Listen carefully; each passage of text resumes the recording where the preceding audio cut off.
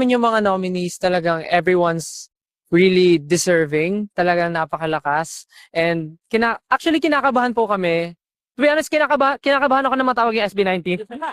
Sa totoo lang po, kasi talagang nung nakita ko yung lineup ng nominees, parang meron talaga akong niro-root talaga. Pero syempre, this award is given by us.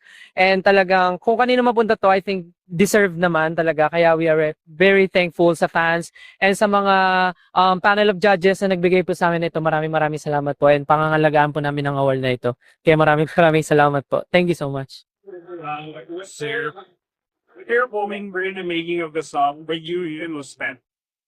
Yes. Music video. Music video. Kasi, bakit nga ba music video? Well, bukod po sa music video, in terms of the music, Dungka was the last song na inad po namin sa EP namin na Simula at Wakas.